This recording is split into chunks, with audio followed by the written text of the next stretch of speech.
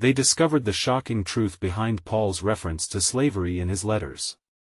Few knew what truly happened that night in the dimly lit chamber, where whispers danced like shadows against the stone walls. Paul, the relentless apostle, was not just writing to churches, he was igniting a struggle that intertwined the fates of countless souls. How could one man's words hold such power? The year was around 62 AD. The Roman Empire stretched far and wide, its grip tightening like a vice on the people of those regions. Slavery was a grim reality, men and women became mere commodities, their humanity stripped away amidst labor and servitude. In this oppressive landscape, Paul's letters were a lifeline, holding fiery messages of hope and challenge, yet, there were echoes of confusion.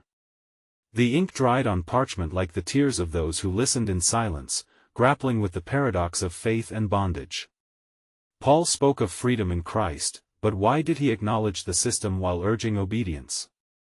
The air felt thick with questions: should they rise up, or should they submit?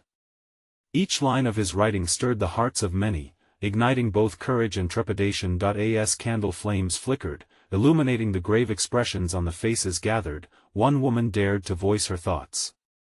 Is our worth measured by chains? Her trembling voice rang out, cutting through the low murmur of the crowd. Gasps echoed. The room held its breath, eyes widening in disbelief. Was Paul's message truly liberating, or was it a trap that led them further into darkness? With rapt attention, the audience watched as Paul's pen danced across the page. The very ink seemed to pulse with life, filled with revelations, yet fraught with contradictions. What lay behind his references? What truths were hidden beneath the surface, shrouded in the weight of history? The moment was electric, heavy with the uncertainty of destiny. Every heart raced as they pondered the implications of Paul's words. Could one letter change their lives? Their future? What had he truly meant to convey, lost in translation through centuries? Would they dare to ask questions that could shake their foundations? Hey, before we continue with this amazing story, I need to give you an important heads up. Many subscribers have reported that YouTube unsubscribed them without warning. Take a quick second to check the red button below to make sure you're still subscribed to the channel. I'd hate for you to miss any of the exclusive content coming soon. And while you're there, smash that like button, it really helps me out with the algorithm. Oh, and tell me in the comments, which city are you watching from? I love getting to know every amazing person who's part of this community. Your participation makes all the difference. Let's connect. The chamber remained hushed, the heavy air thick with anticipation, as the embers in the hearth cast long shadows on the walls, shadows that held the weight of longing, fear, and hope. Who among them could venture to unravel the essence of Paul's teachings, which teetered on the edge of rebellion and submission? Under the flickering light, a young man stepped forward, his brow furrowed with the sincerity of those who seek truths buried deep beneath layers of life. Is there no freedom to be found in obedience? He asked, his voice low yet steady, echoing through the vast stillness. If we follow Paul's words, can we rise above our chains without breaking them in fury? The gathering felt the tremor of this question, and a collective sigh threaded through the crowd. While some faces reflected despair, others flickered with the first glimmers of understanding. Perhaps obedience, as Paul indicated, was not an end but a means, a way to cultivate a spirit of perseverance amidst trials. As they pondered, the flickers of the candlelight revealed a deeper mystery. Outside, the flickering stars twinkled against a vast sky, silently watching over humanity's struggles. Each star, a tiny beacon of hope, whispered of the promise within suffering, a promise that Paul himself seemed to speak of in coded language through the lens of faith that transcended earthly standards. There was another, older woman present, who had lived years of her life under the yoke of labor and hardship. I have witnessed kindness in the hearts of my masters and cruelty without a name, she murmured, her hands trembling as she clutched a worn piece of fabric. What transformation can come from my spirit? Her words hung in the air, as haunting as the flicker of the flame that lit the room. Paul's letters, then, were an invitation to wrestle with the soul's paradox, an intricate dance between freedom and reality. As they dissected these questions, conflicting emotions swirled. Would their obedience lead them to awareness, or would it keep them shackled to their identities as slaves? And yet, what was the cost of disobedience? Would it strip them of community and faith, of the solace that comes from shared struggles? A voice rose above the murmur once more. A tall figure, his presence commanding, spoke slowly, as if weighing each syllable. What if our obedience is a testimony to our faith? Paul urges submission not as acquiescence, but as a testament of strength, a strength that can inspire change from within the darkness we inhabit. The idea ignited new discussions. What if within their acts of fidelity, they found the courage to impact their reality, by offering compassion where cruelty had thrived? The notion that their witness could weave threads of redemption spun through their hearts, kindling hope amidst despair, but as the essence of their conversation deepened, one lingering question took root. Was Paul merely posing a paradox, or was he revealing a divine truth that transcended societal constructs? Perhaps the answer lay not in the abandoning of chains, but in the transformation of what it meant to carry them. As the assembly broke into murmurs of reflection and inquiry, one thought lingered: could faith bloom within the confines of adversity, and were the true chains of worth simply an illusion crafted by the world? In the light of Paul's words, how would they define their liberating journey, not just outwardly but within the very depths of their souls? The warmth of the fire began to soften the cold grip of despair that lingered longer than the shadows in the room. As murmurs of inquiry circled, the air filled with the weight of internal revelations. Faces illuminated by the flickering flames grew thoughtful, contemplative, caught in the web of Paul's words. There was a sense of unity emerging as they began to share their own stories woven with threads of struggle and grace. Among those gathered, a man named Ephraim, known for his impatience and fervor, stood up, his hands clasped behind him. "I have often thought," he began, his voice rising with newfound energy, "that freedom is an external stadion end to be achieved, a land to conquer. But perhaps the truest freedom is an inward journey." His gaze swept over the assembly, searching for kindred spirits among the throng. What if obedience doesn't denote surrender to chains, but rather, a means to transcend them? Does our faith not call us to brave the tumult of our realities, rather than escape them? At his words, a silence blanketed the room, pregnant with possibility. The woman with the worn fabric tightened her grip and peered more intently at Ephraim. "You speak of bravery, yet what is bravery without hope? When I look back upon my days each filled with toil, hope feels like a distant echo." Her voice trembled. Can one truly embrace obedience as faithful when the circumstances bring only suffering instead of a promise? Ephraim nodded, acknowledging her pain. Hope, dear sister, is a seed planted in the soil of obedience. It is nurtured by the courage to believe in something beyond our struggles. Paul wasn't blind to the chains of his time. He wrote of love's transformative power, one that compels us to carry our burdens not with resentment, but with a spirit that seeks to uplift others. At that moment, a younger woman named Miriam, who had remained quiet until now, spoke up. But what if our efforts lead to rejection? What if our obedience is met with scorn rather than understanding? Does it mean we have failed? Her question hung heavy in the air, resonating with those who feared vulnerability in an unforgiving world. The older woman, her eyes welling with recognition, replied softly, "Ah, dear child, sometimes the truest act of love is to embrace another's pain. In the depths of rejection, there lies potential, the chance to illuminate the way for the weary with our sincerity." The gathering leaned into this conversation, a tapestry of hope woven through shared fears, dreams, and the essence of faith that Paul so dearly encouraged. They began reflecting deeper on his words, wondering about obedience not merely as submission, but as an active engagement with faith. Was Paul guiding them not just in accepting their circumstances, but in furthering their skills to navigate life's tumultuous waters with grace and compassion? As the night deepened, the embers in the hearth glowed, casting warmth not just in the room, but in the hearts of those present. Questions continued to circulate, like an undercurrent of a great river. Together they soaked in these thoughts. If obedience is intrinsically linked to love and a deeper understanding of each other, could it be that their spirits are meant to engage, to rise, not just accept? And what if the chains that bound them were not merely physical but mental constructs, awaiting the courage of faith to dismantle them? With each pondering gaze, another question emerged in the stillness of the night: how could their understanding of obedience not only transform their hearts but extend into the world beyond them as an instrument of divine love? Would the path unfold in a way they had yet to envision, bursting forth like blossoms from the cracks of the concrete they now walked upon? The fire flickered and crackled, as if echoing the tender discussions woven with threads of doubt and hope. Beyond the warmth of the hearth, the night stretched endlessly, holding firm the divine mysteries that lay in wait just beyond the grasp of human understanding. Ephraim, emboldened by the shared reflections, gestured towards the open sky.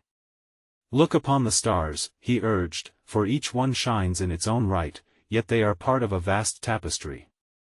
In our conversations, we speak of chains and burdens, but might we also discern that our faith connects us like these very stars? Could it be, dear friends, that Paul speaks not only to our external struggles, but also of the internal chains forged by fear, separation, and misunderstanding?" A contemplative hush settled over the group. With a furrowed brow, the older woman, now wrapped in her thoughts, replied, "But what of those who may never grasp that truth? What of our brothers and sisters who have been bound not only by circumstance but by a culture that denies them their humanity, their dignity?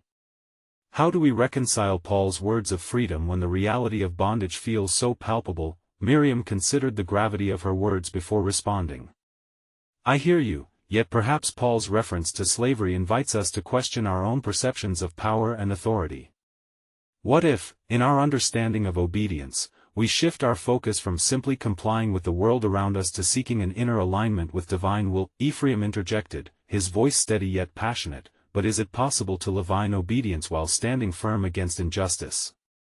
Paul's journey did not shy away from confrontation. His letters are imbued with the audacity to challenge not just the powers of the time, but the very notion of belonging.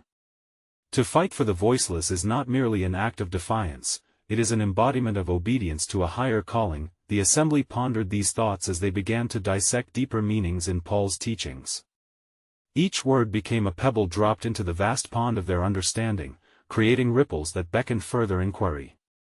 A wise elder, with his weathered face marked by years of contemplation, spoke softly but with authority. "True freedom is often found in the surrender to something greater than ourselves.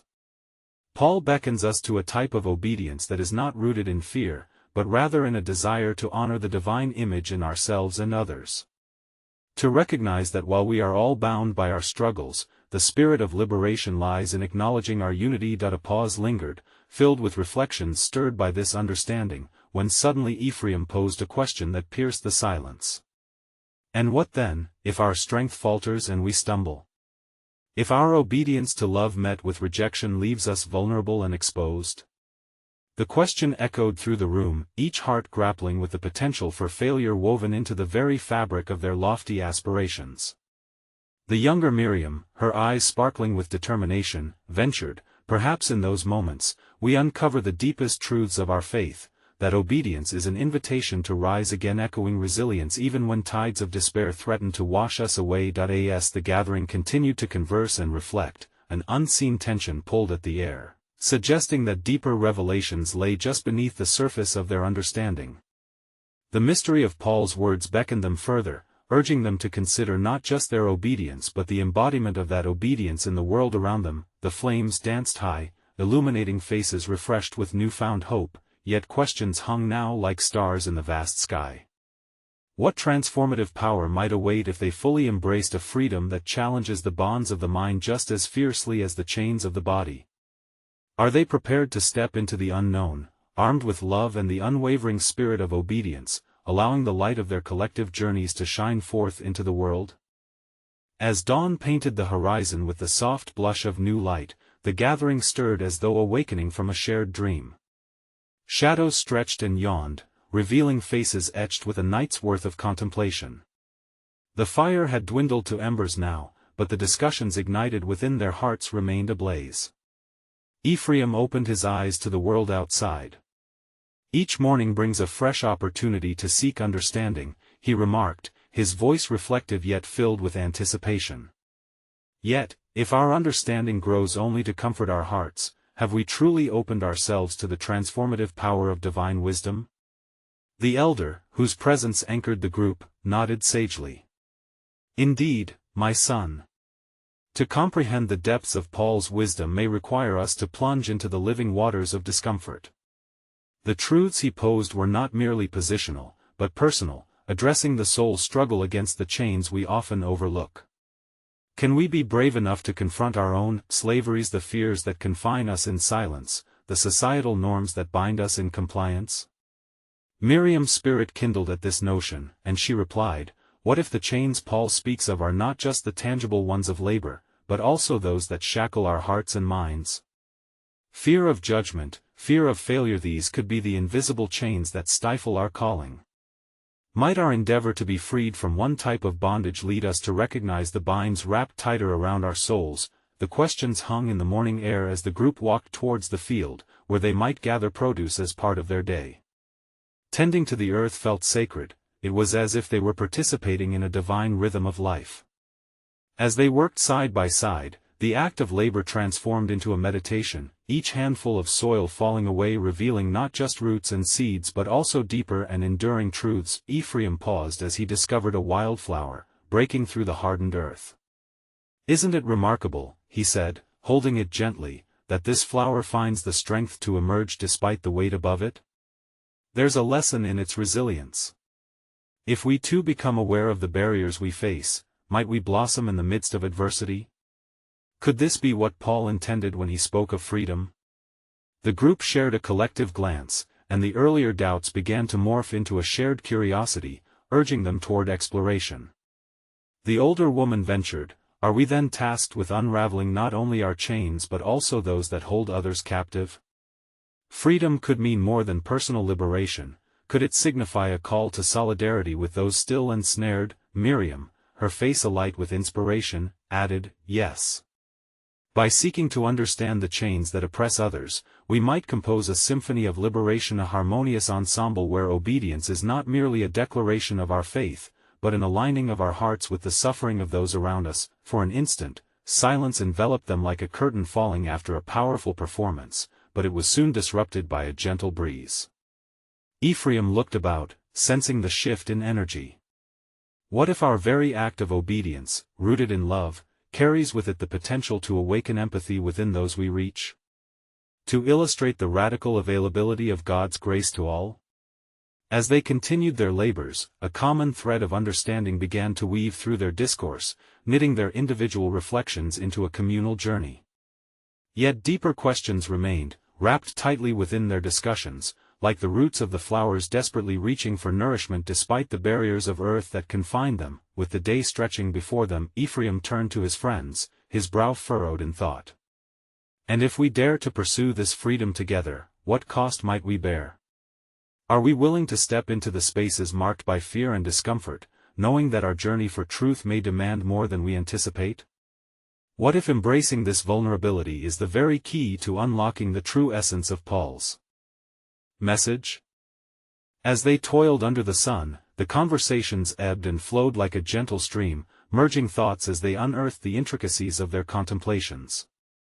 Ephraim, ever the seeker, found himself drawn to the words Paul had penned, feeling their weight like the ripe fruits they harvested. Each phrase seemed to echo in the chambers of his heart and mind. "Perhaps the chains we gather in the heart of our communities are flawed perceptions of freedom itself," he posited as he wiped the sweat from his brow.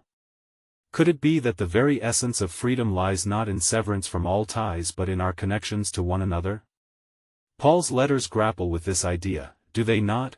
Miriam considered this as she wrapped her hands around a basket filled with sun-warmed vegetables. "If we think of our freedom as selfishly pursuing personal desires, might we overlook the profound joy found in shared burdens? Isn't true liberation about lifting one another from the ashes of despair? Paul might imply that both slavery and freedom are constructs shaped by our relationships with God and our neighbors." The elder's eyes sparkled with a mix of pride and intrigue. Ah, the paradox of the gospel! What if these perceived chains reflect not only the constraints on the oppressed but also illuminate our complicity as enablers of that oppression? How often do we actively choose comfort over the disturbance of others' suffering? Could our obedience, then, also be a call to recognizing our part in this symbiotic struggle for liberation? As silence washed over them once more, a sense of clarity began to unfold like new blossoms from the soil. The rhythm of their labor became a dance, every movement imbued with intention and thought. Ephraim felt a stirring within him, a whisper entwined with the rustling leaves overhead. What if our pursuit of freedom is paradoxically found in submitting ourselves, in humility, to the plight of another? By embracing our shared humanity, perhaps we forge an unbreakable bond with those we serve. The phrase lingered in the atmosphere, like the lingering scent of the earth after a spring rain. The air felt thick with possibilities, each inhale bringing forth a deeper understanding of one another's burdens. As beams of sunlight pierced through the trees, Miriam spoke up, "What if, to unlock the meaning behind Paul's reference to slavery, we must first grapple with our own chains? There is wisdom in acknowledging the places where we hold on too tightly, the grips that keep our hearts guarded." Ephraim nodded slowly, his heart thumping unsteadily in response. "So, do we dare to look inward, to pierce our own veils? To discern how desiring comfort can blind us from the needs around us? What cost might that exact? In seeking to liberate others, must we first turn the gaze upon ourselves?" The sun began to dip lower in the sky, casting an orange hue that seemed to wrap around them like a cloak of divine illumination. The group paused, gathering strength from their reflections as twilight approached. Their hearts raced with wonder, each question they voiced unraveled a thread, leading toward layers yet unexplored. Before they could respond, a sudden flicker in the distance caught their attention. In the direction of their village, figures assembled, a community congregating under the fading light.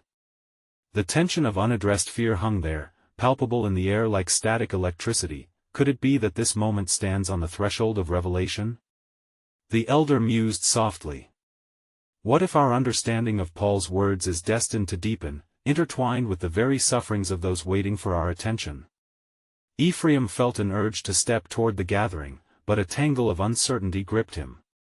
And if we align ourselves with them, reflecting on our own chains, are we prepared to embrace the discomfort that truth may demand? What do we truly risk by stepping into the fire with them? With the shadows of the evening closing in, resolve mingled with trepidation, leaving them with no clear answer, but a sense of urgency stirred within their hearts. Would they venture forth and discover the depth of Paul's message in the lives that awaited them, or would they retreat, held captive by their own fears? As the last rays of sun melted into the horizon, Ephraim took a step forward, compelled by the magnetic pull of the gathering. The evening air crackled with unspoken narratives waiting to be revealed, and with each stride he felt a surge of hope mingled with apprehension. Miriam and the elder followed closely behind, their hearts echoing his unvoiced questions. The figures in the village became clearer as they approached. Faces weathered by hardship yet illuminated by the faint glow of torches flickering to life. A circle formed, drawing them into its center, and within, voices rose like a choir, harmonizing their tales of struggle and resilience. Ephraim's heart swelled, though a knot of concern twisted his insides. These were their kin, bound together in a shared experience of suffering long dismissed. A man named Isaac, striding forward with a courage born of despair, beckoned the group closer. "We are gathered here not just to bear our burdens," he began, voice quaking with urgency, "but to share our hopes and desires for freedom, the kind that transcends chains. We stand here because our pain can no longer be muted by silence." Listening closely to Isaac's tale of loss and longing, Ephraim felt the dissonance of his earlier reflections clashing against the stark reality presented before him. The mention of chains, not merely a metaphor now but an embodied experience, resonated deeply. Could it be that Paul's words, though penned from a distant perch, echo a truth that permeates our very flesh? He thought, feeling the weight of their shared plight. Miriam stepped forward, heart pounding, as she spoke, propelled by a force beyond her understanding. What if the essence of Paul's message intertwines directly with our own lives, demanding that we not only recognize our chains but also lean into the discomfort of our connection to one another? Freeing ourselves while others remain bound leaves us shackled, too. Isaac nodded, his eyes lighting with a flicker of understanding. Indeed. True freedom demands community. We cannot rise alone. We are called to endure one another's struggles, to break down the walls that divide. So, if only we understood that both slavery and liberation dwell within the ties of kinship. If Paul's heart throbbed for the discriminated, might we heed that call by embracing the heavy burdens amongst us? The elder, standing among them, dipped his head in reverence at the wisdom rising from the crowd. This gathering, this communion of souls, beckons us towards a peculiar light, a revelation yet untold. Could it be that in hearing each other's stories, we unearth our own chains, and in so doing, find the very essence of freedom that Paul spoke of? How often do we hear but do not listen, or see but do not perceive? The air pulsed with a growing intensity, hearts beating in unison as stories interwove like a fragrant tapestry. Yet, alongside the hope, fear still lingered, fear of what it would mean to fully engage with the truth beckoning from their own depths. What truths lay hidden within the shadows, waiting for acknowledgement and courage to confront the unearthed realities? Ephraim gazed into the distance, contemplating the faces around him, some mirroring his own anxieties, others shining with the possibilities of liberation.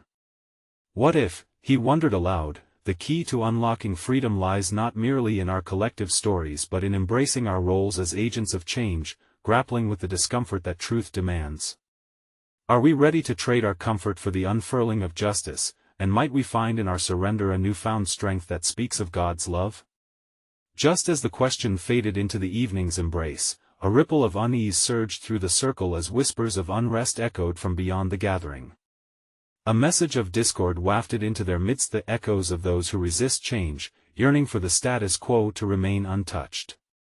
As eyes turned towards the clamor, the realization dawned: the deeper truth they sought was not merely theoretical but a life-and-death struggle unfolding before them, and in that pivotal moment, with uncertainty gnawing at their resolve, they stood at the precipice of discovery, confronted with a profound question: would they allow the fear of confrontation to eclipse their call to compassion, or would they press onward, choosing to bear witness to the truth in all its messy reality? As the muffled sounds of discord drifted closer, Ephraim felt a chill creeping over him, yet his heart brimmed with a fierce determination. The gathering, now marked by anticipation and trepidation, swirled with energy as each person clung to the flickering flame of hope ignited by Isaac and Miriam. But the gathering's unity faced an immediate threat, the specter of doubt looming large. "I sense that we stand on sacred ground," the elder remarked, his voice rising above the growing murmurs. Perhaps, the truth Paul spoke of is not to be found in concealing the struggle but in being brave enough to confront it. This is not merely a discourse on slavery and freedom, it's a living tapestry of oppression and hope woven into our very collective existence. His eyes scanned the group, beseeching them to grapple with the weight of his words. With a nod of resilience, Isaac spoke again: "Let us not back away from the shadows that linger just beyond our firelight.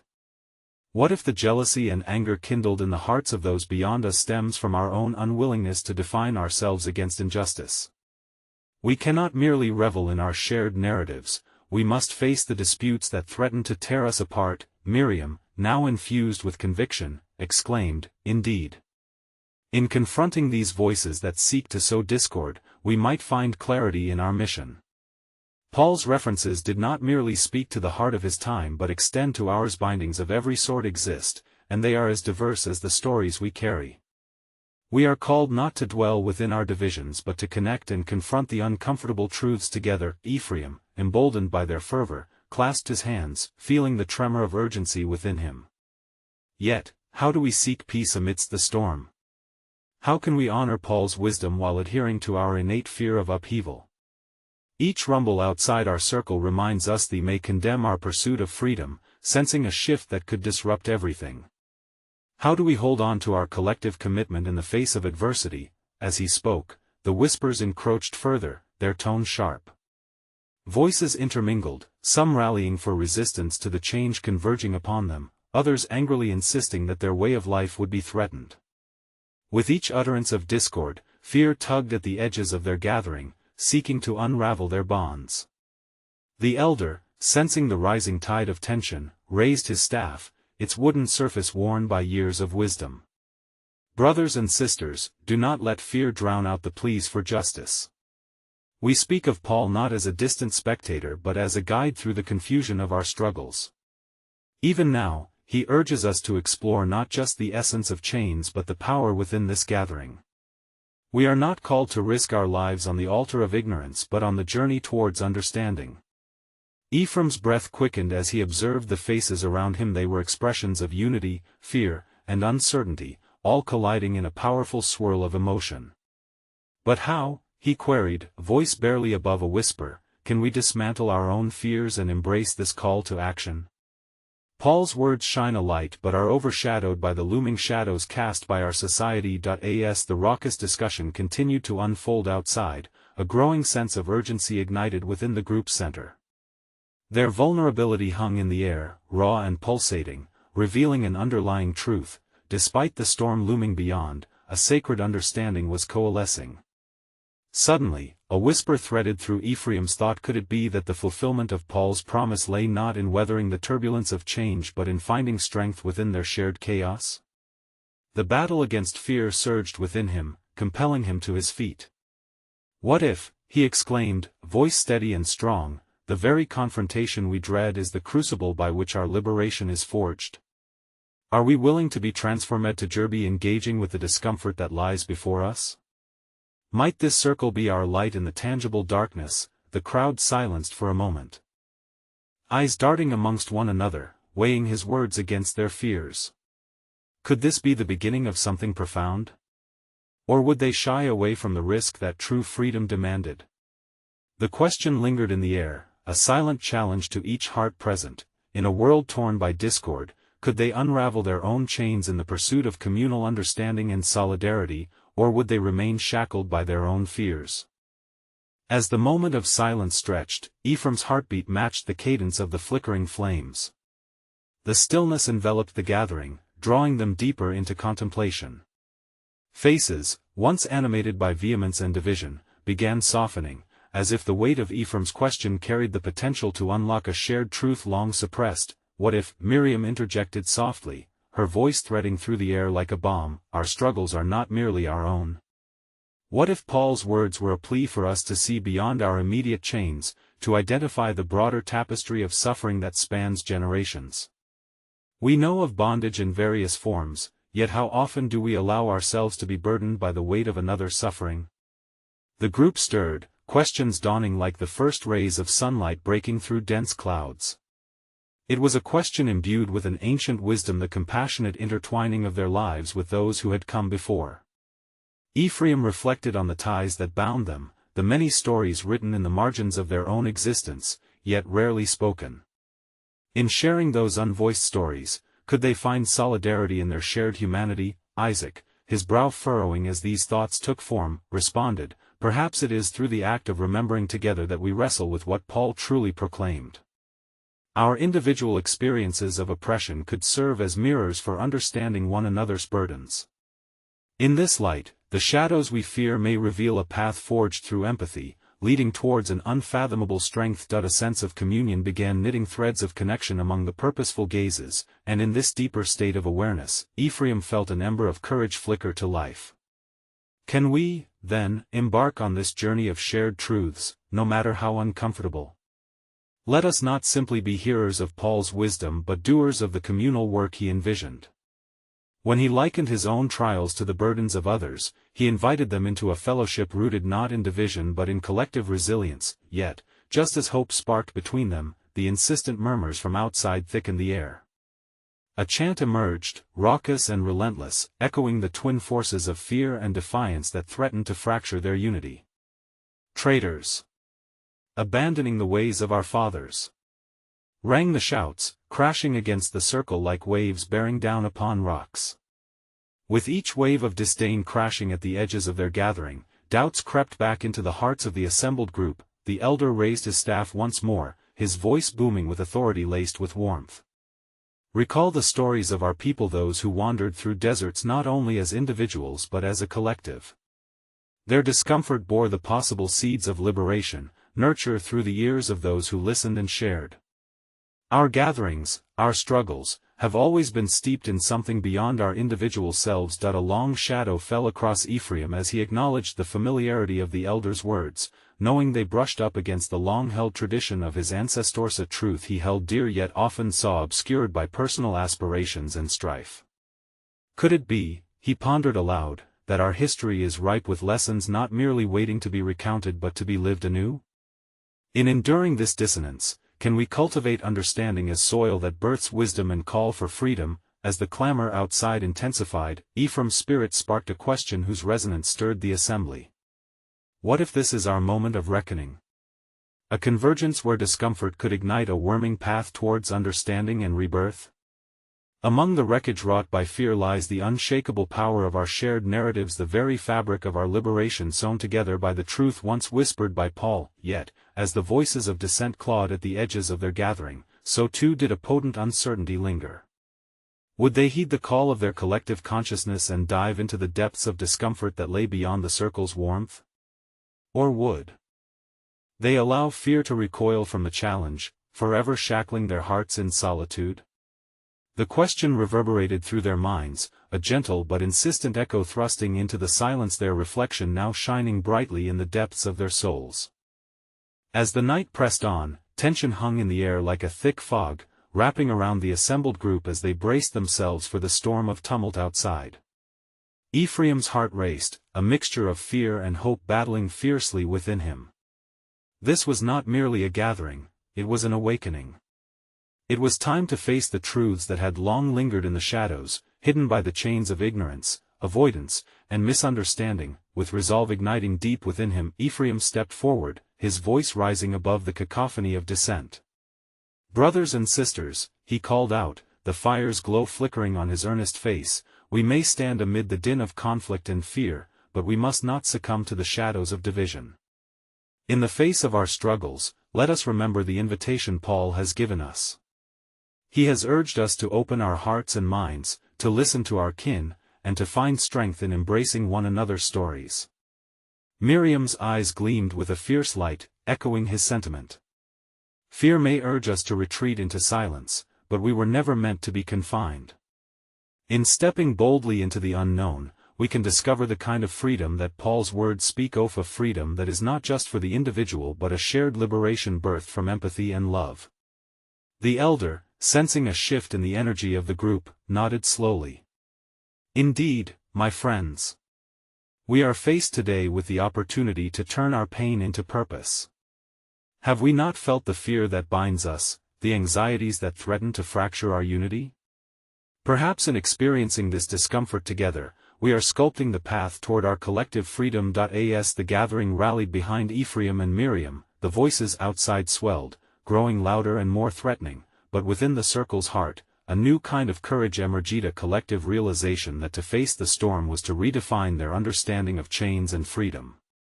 Isaac, emboldened by the voices surrounding him, stepped closer to the flame, allowing its warmth to light his face. "Let us not falter at the threshold of discomfort. Let us seek to understand the fears that dwell within us, the chains that have long intertwined with our identities and histories.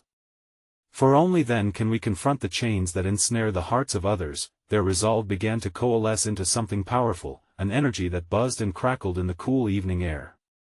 The very essence of what Paul expressed in his letters flickered to life among them, a realization that true obedience to love, compassion, and justice was not pacification but an active embrace of life's complexities. Ephraim's voice rose again, gaining strength from the rising tide of unity, a wave of hope that surged with clarity. "If we seek true transformation, we must demand the courage to confront not only the sufferings of others but to face our own hearts. To accept our roles in the stories of those around us, to extend compassion even as the storm rages. This is the obedience Paul spoke of. It is not found in silence, but in the fearless pursuit of understanding, even when it shakes the foundations of our beliefs." The murmurs outside swelled into a roar, each chant taunting the gathering, but inside the circle, a fire burned brighter with determination. The flickering flames mirrored the hearts that had ignited a movement of truth and acknowledgement. The power of shared testimony was transforming perceptions of what it meant to bear chains, shifting the narrative from hopelessness to resilience. In that moment, they realized that their struggles, once solitary burdens, were now woven into a shared tapestry illuminated by mutual commitment to liberation.